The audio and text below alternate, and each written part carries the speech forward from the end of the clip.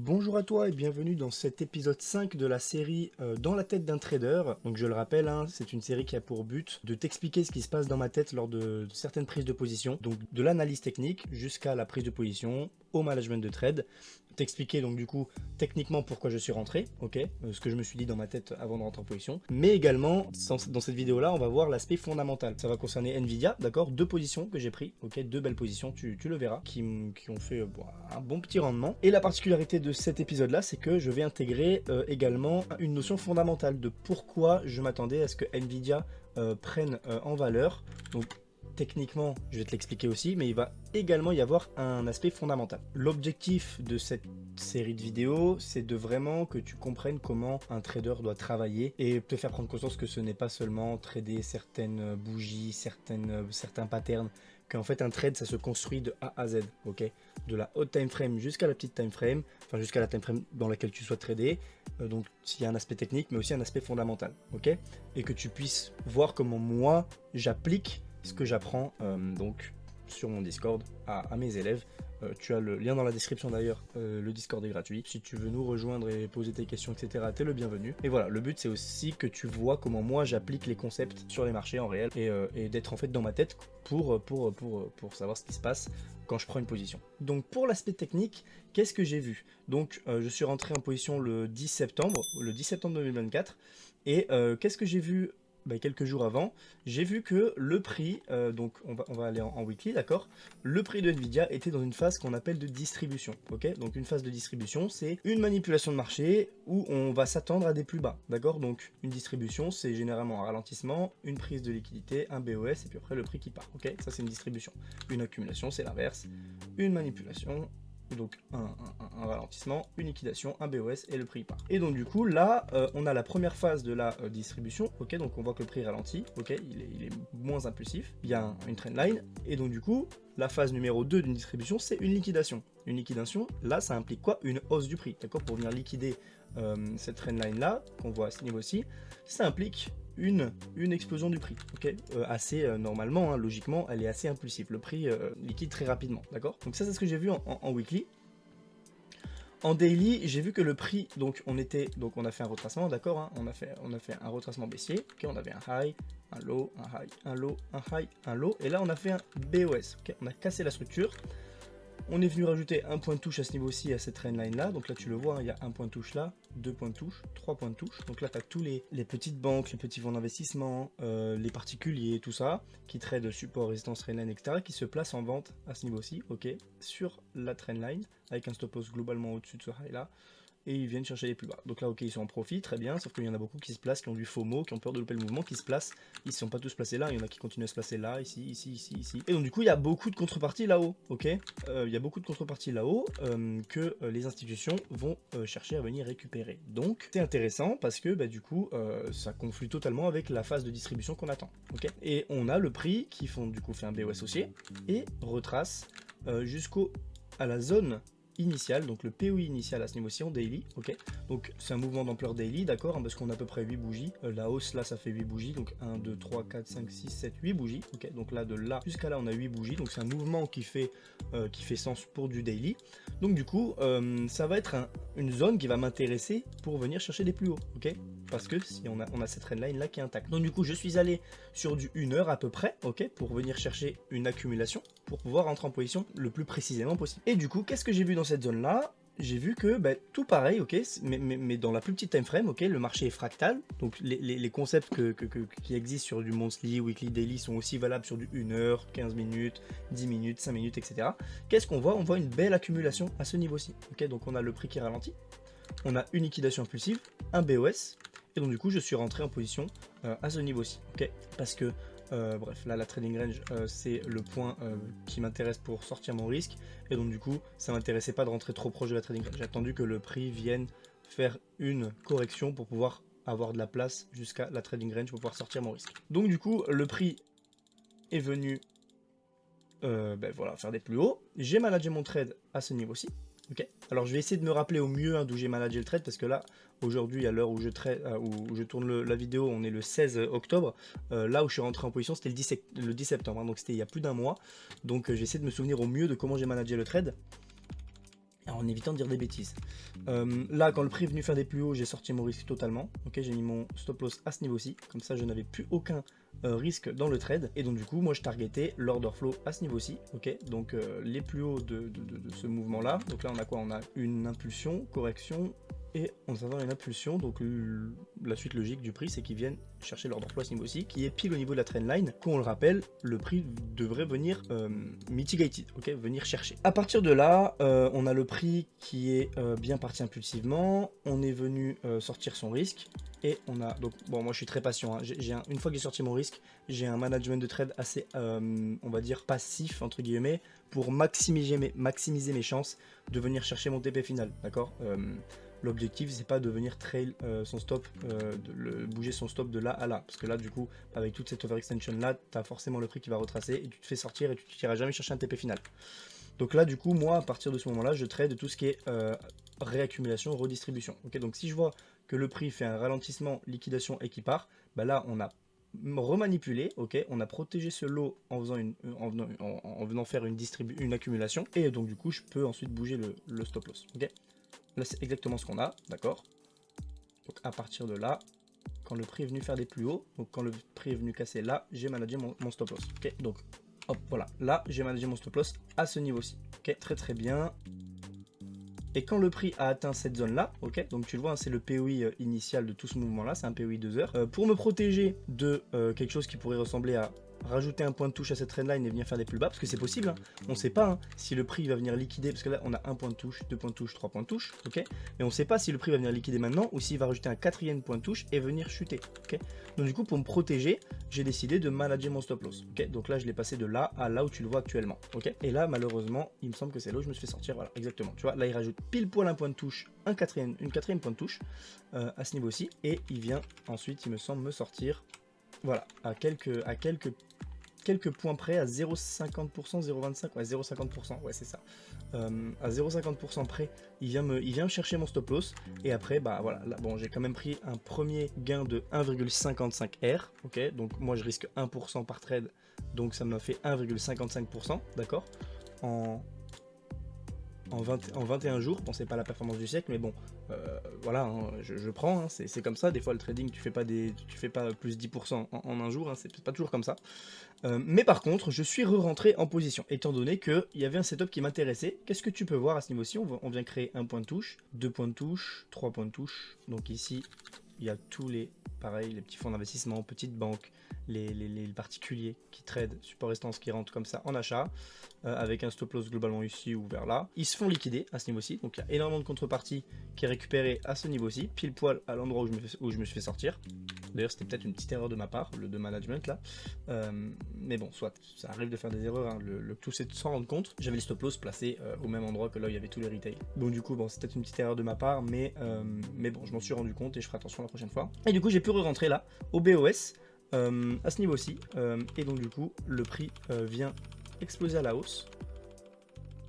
Donc où est-ce que j'ai managé? Si je me rappelle bien, là j'avais managé, déjà j'avais sorti mon risque à ce niveau-ci, ça c'est sûr et certain.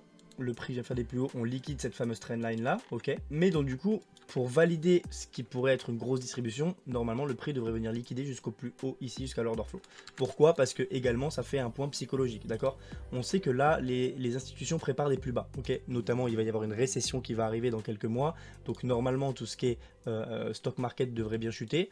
Donc voilà, on prépare des plus bas, ok. Mais si les institutions veulent vendre, il faut qu'il y ait quoi en face? Beaucoup d'acheteurs. Ok, c'est normal. Toi, si tu vas dans un désert et que tu veux vendre 100 bouteilles d'eau, tu vas pas vendre grand chose, il n'y a personne, hein. Par contre, si tu vas dans une grande ville, les 100 bouteilles d'eau, elles vont partir vite. Ok, bah eux c'est pareil.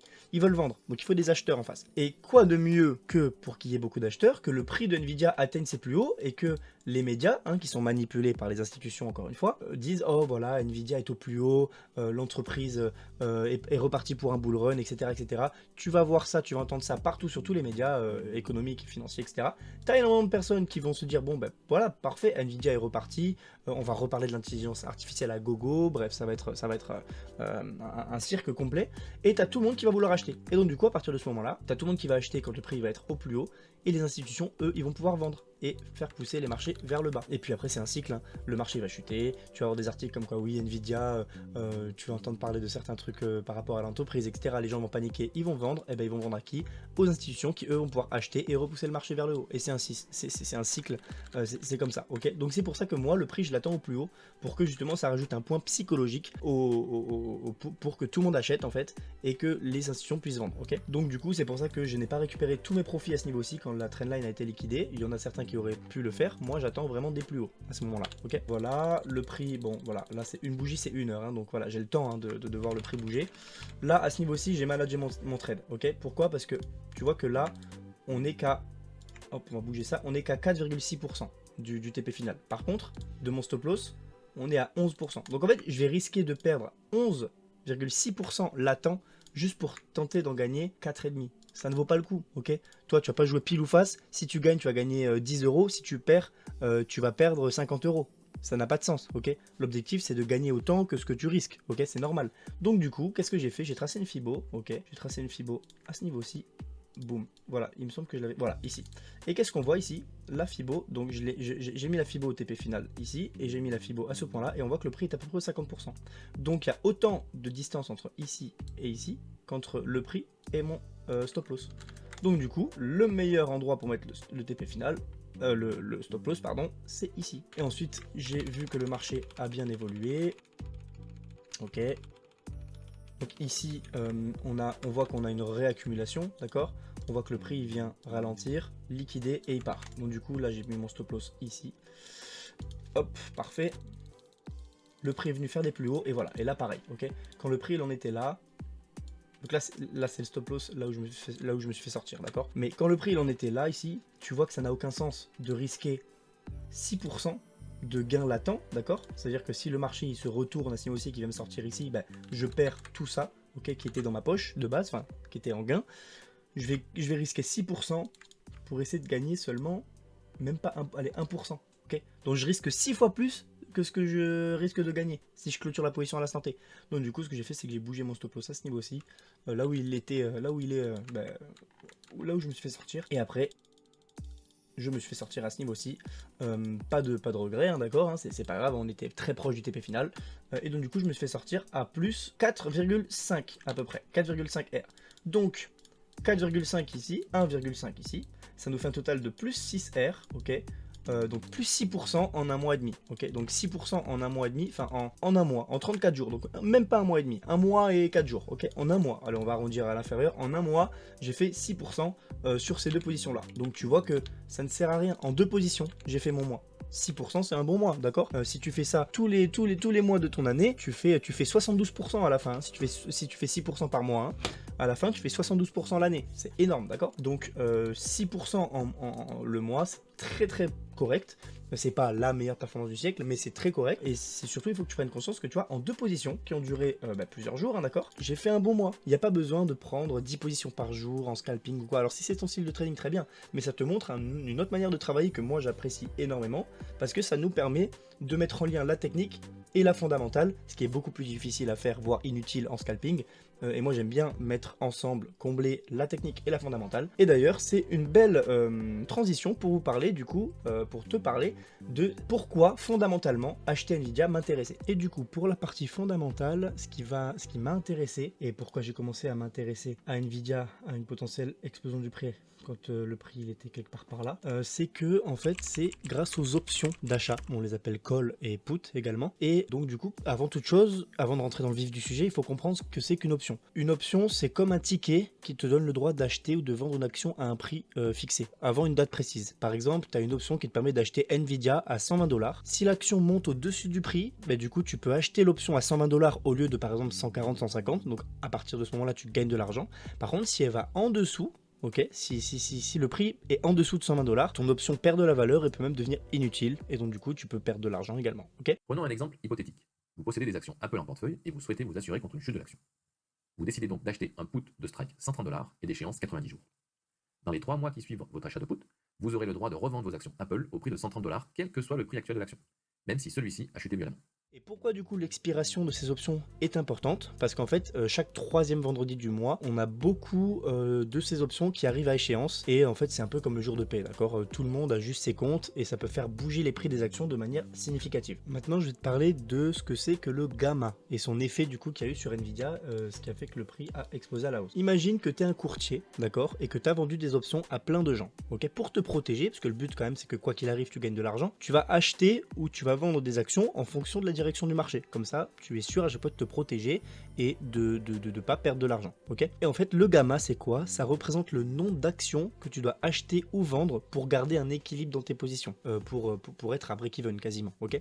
Et dans le cas d'Nvidia, en fait, le gamma, il y avait à peu près 2 milliards de dollars en jeu. Et donc du coup, ça veut dire que les courtiers ont dû acheter ou vendre beaucoup d'actions Nvidia pour compenser ces options. Mais quand du coup, il y a ces options qui expirent, ils n'ont plus besoin de ces actions. Et du coup, ça réduit la pression sur le prix et ça permet à l'action de monter plus facilement. Et du coup, pourquoi Nvidia a dû monter et monter suite à l'expiration des actions, et du coup pourquoi ça m'a intéressé d'acheter, parce que comme par hasard, tu vois, à ce niveau-ci, on est en train d'accumuler, les options expirent et puis après boum, le prix il explose à la hausse. Ok. En fait, c'est simple, c'est parce que une fois que toutes ces options ont expiré, les courtiers, ils n'ont plus besoin de vendre des actions pour équilibrer leur position. Et en fait, c'est ça qui faisait que ça maintenait le prix d'Nvidia dans un range, ok, dans un range où voilà, le prix fluctuait pas beaucoup.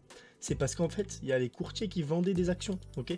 Ils achetaient des actions pour se hedger. On appelle ça du hedging, ok.